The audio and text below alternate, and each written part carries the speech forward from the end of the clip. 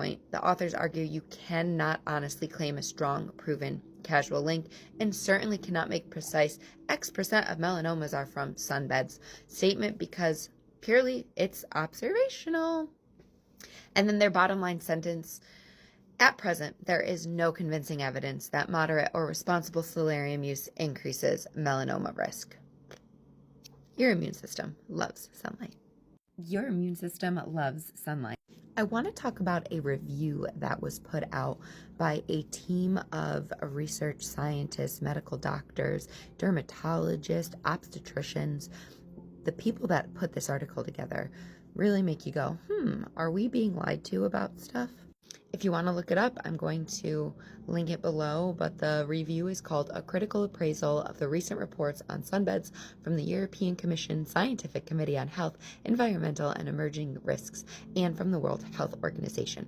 It was published in the Anti-Cancer Research publication. To wrap it up in a quick summary, this group of people are going against SHEER and the WHO's reports on sunbeds, and they are saying that they're scientifically unbalanced, they overstate melanoma risk, and they largely ignore potential health benefits of UV exposure, specifically vitamin D. What the SHEER and the WHO are concluding is that melanoma and non-melanoma skin cancers are attributed to sunbed use. They're saying that there's no attributable health benefits of sunbeds. They're saying that sunbeds aren't needed for vitamin D levels, and they're saying that there's no safe level of UV from sunbeds.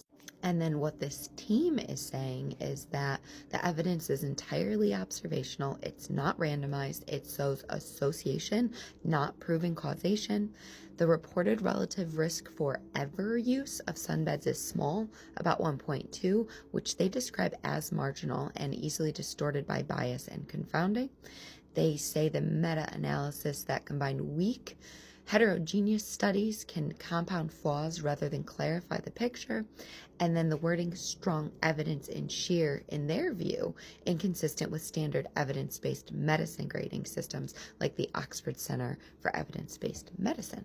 So they're pretty much saying that the current science, as they interpret it, does not support the blanket conclusion that sunbed use is per se increases melanoma risk. It is important to note when they are talking about sunbed use, they are talking about moderate non-burning exposure, which is why you'll always hear me say we're going to start low, we're going to skip every other day, and we're going to build up slowly.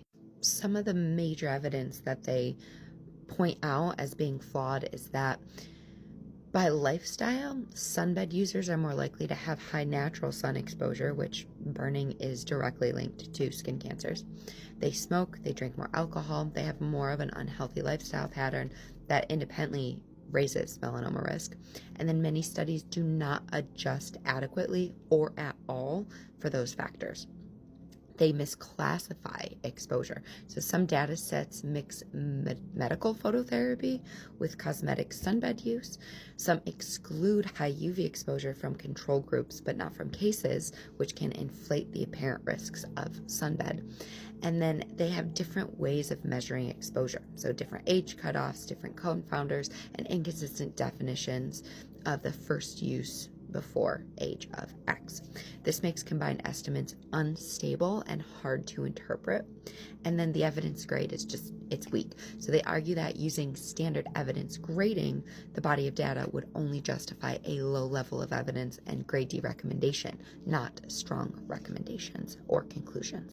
And then they're pointing out that the SHEER and the WHO actually just downplayed or ignored other studies, like a European meta-analyst that literally did not link melanoma triggered to ever use of tanning. So it looked specifically at European data, and they did not find statistically significant increase in melanoma risk for ever using a sunbed. And then given large sample sizes in European studies, the authors argue this is unlikely to be a simple lack of power issue. Animal models and exposure pattern. In HGF transgenic mice and other models, chronic suberythral UV exposure does not increase melanoma incidence, while intense erythroid neonatal exposure does. they use this to support the idea that dose pattern and burning matter more than moderate non-burning exposure. I'm going to probably repeat that a lot the more that you follow me. And then there's human studies that find regular occupational UV exposure is actually associated with lower melanoma risk compared with intermittent recreational high-dose exposure. So non-burning year-round moderate exposure is not linked to melanoma. It actually decreases it according to studies. And then one of my favorite studies was one done in Sweden where it actually showed that low sun exposure is associated with higher all-cause mortality. They link it as similar to your risk of death increases as the same with smoking. And women with more sun exposure lived longer on average than people who avoided sun exposure in general. And tanning bed users actually had the better health outcomes of everybody compared to people who just were outdoors or not outdoors. They note that typical UV signature mutations have not been clearly demonstrated in some major melanoma driver genes, such as BARF, which they argue weakens the simple UV equals melanoma narrative. And then we can't ignore the benefits of proper sunbed and sun exposure. Vitamin D deficiency is so common year-round, worldwide. I don't know where I was going there. 1 billion people are vitamin D deficient or insufficient despite supplements. Low-level vitamin D levels are associated with increased risk or worse outcomes in conditions like cancers, autoimmune disease, infectious disease, cardiovascular disease, metabolic, and neurocognitive disorders. A meta-analysis of randomized trials suggests vitamin D3 supplementation modestly reduces all-cause mortality and cancer mortality after about 5 years of use. Nobody's taking supplements that long, and actually there's risks associated with it. There's studies that show that vitamin D supplementation does not do the benefits that people thought they did. It's the sun that does the benefits. Sunbeds that emit UVB significantly raise your 25 OHD, your vitamin D, within 8 to 12 weeks across all skin types. In one study, sunbed users had higher levels and higher hip bone mineral density than non-users. And then the paper also discusses potential roles of UVA-induced nitric oxide, beta endorphins, and effects of melatonin and blood pressure as possible contributors to cardiovascular and stress-related benefits of UV exposure. They are saying that the SHEAR and the WHO selectively emphasized harms, largely omitted and minimized potential benefits of UV, relied on older data from devices and user populations that do not reflect current European regulations or equipment.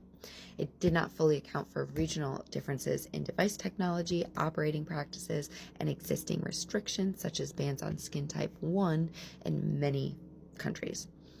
The reports do not meet standard criteria for causality, such as Bradford Hill criteria, nor for balanced evidence appraisal. And then there's strong statements that sunbeds significantly increase melanoma risk in the current European context, but there's nothing backing that up. So the writers are calling for a more nuanced, evidence-based evaluation that weighs both the risk and benefits of UV exposure and distinguishes between burning and non-burning patterns and reflects current device standards. Because all in all, if you are getting that moderate, non-burning year-round exposure without overdoing it, none of these risk factors come into play. The big guys have fought too hard for too long to try to tiptoe away from them saying sun use is bad. But there is a huge push in the medical community to teach how to expose properly. And more studies are actually showing that there is no correlation between moderate, non-burning sunbed use in professional settings. There's no link to skin cancers. But at home units, gym units, outdoors, absolutely there's a link. So when you're doing it right and you're doing it with smart people, your immune system loves sunlight. What I love about this review is that they actually also published a study that broke down their evidence, the grading scales, and why the current recommendation that, sunbed, sunning is bad should be deterred from being mentioned. So here are some of the key points from the research paper, which is titled Solarium Use and Risk for Malignant Melanoma, Meta-Analysis and Evidence-Based Medicine Systemic Review. So what the paper is trying to answer is the debate whether indoor tanning, solarium use actually increases melanoma risk, and how strong is that evidence. So the paper sets out to reanalyze all available observational studies on sunbeds and melanoma and apply evidence and medicine grading to judge how strong the data really is. So they want to ask whether the evidence justifies strong casual claims and policy statements about sunbeds and melanoma. What they did is they followed the PRISMA and Moose guidelines for systemic reviews and meta-analysis. They searched Medline and ICI Web of Science for terms like sunbed, solarium, indoor tanning, artificial UV, melanoma, and checked references of retrieved paper. It included 2 cohort and 29 case control studies that examined primary cutaneous malignant melanoma in relation to sunbed or solarium use, and then it defined 4 outcomes, all compared to non-users. So ever exposure to sunbeds, first exposure at before 25 years of age, high exposure, which is over 10 lifetime sessions, and low exposure, which is under 10 lifetime sessions. It used random effects meta-analysis for pooled odd ratios and assessed risk of bias, the Newcastle Ottawa style of scoring, heterogeneity, and then publication bias, so funnel plots, aggr test. They graded overall evidence using the Oxford Center for Evidence-Based Medicine framework. So what did they find exactly? If you average every study together worldwide, you see a small, very, very small, minute extra risk of skin cancers, but the studies are all over the place, so they can't actually be considered as fact. When you focus on more recent, better quality European data that looks more like how salons actually operate today, you no longer see a statistically solid increase in melanoma risk just from ever having used a sunbed. The data set, any possible risks, signals, it's mostly in heavier, more frequent users, while occasional or low use does not show a clear increase. And then starting young is linked with higher odds of melanoma, although this is still based on observational research that can show patterns but cannot prove cause and effect. The odds ratios that they put out for like the pooled ever versus never was 1.19. And there's a very weak positive association when all those studies are lumped together. When you look at more recent, lower bias, largely European data, the association is no longer statistically significant. So when they slice the data more carefully, that weak association actually disappeared in key subsets. So for ever use, from Europe, 1.10, studies with low risk of bias, 1.15, studies with recruitment after 1990, 1.09. And then high versus low exposure, there were 7 studies that used a consistent dose threshold. But again, the signal is mostly in heavier users, not weight, meaning like people that overdo it.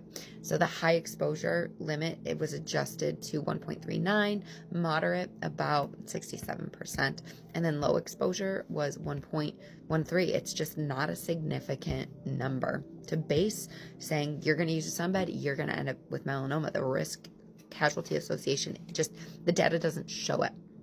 And then what they said about evidence strength. So the authors are very blunt about the overall quality of the evidence.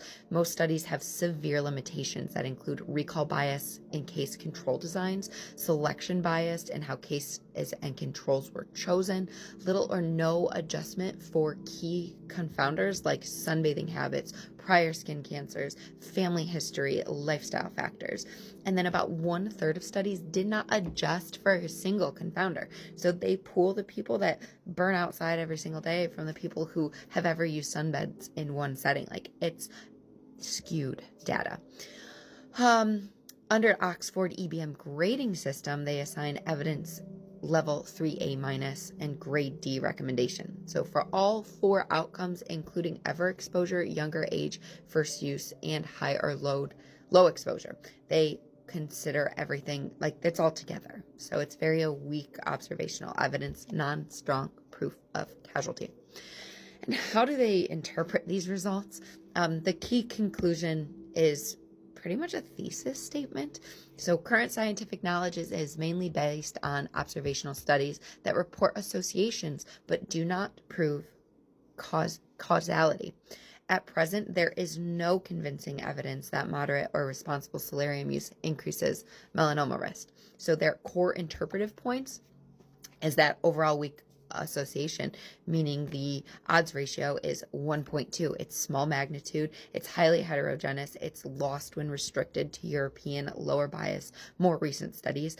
And then the moderate associations for high cumulative exposure and the first use before 25 may be real or exaggerated, but with the confounding and bias and reported as low-level evidence, it's like you can't put the 2 and 2 together. But it's not scientifically justified to claim a clear causal relationship or to calculate precise numbers of melanoma cases caused by sunbeds. Are we ever going to have a study where people are put indoors, never exposed outside, and you have one controlled group that's going to overdo it, and then you're going to have one control group that's going to do it moderately? I don't know if there's ever going to be a study that's done like that, but that's going to be the way to actually disprove all of this. And the studies that have come out specifically by governments that want to prove sunbeds are bad, they actually find no risk and no increase when people are doing it moderately and year-round. I love that this paper actually calls out 2 other studies, one from 2012, one from 2014, and they reported similar pooled odds ratio, about 1.16, 1.20. But then they treat those as strong evidence to claim a certain percentage of melanomas are attributed to sunbed use, when that is such a fractional margin that wording contradicts each other. Strong evidence is not less than 2 for odds ratio. The earlier papers do not sufficiently amount for the low quality of underlying studies or their confounding. Attempts to estimate exact numbers of melanoma due to sunbeds are speculative and scientifically not sufficiently supported. They also highlight that subgroups analysis for Europe and low risk of bias studies do not show significant associations, which they feel has been underemphasized in prior reports and in regulatory narratives. So how a careful reader might synthesize this is there is some evidence of increased melanoma risk, especially for heavy users, meaning you go in, you burn, you're going every day. Like, we want to be moderate, non-burning, don't go every day. And then people who started before the age of 25, but they did not rule out those sunburns in childhood, which also makes it a skewed finding. It's weak, observational, it's heavily confounded. When you strict to European, more recent, better designed studies that more closely match current regulated sunbed use, the relation between ever use and melanoma is not significantly insignificant. From an evidence-based medicinal standpoint,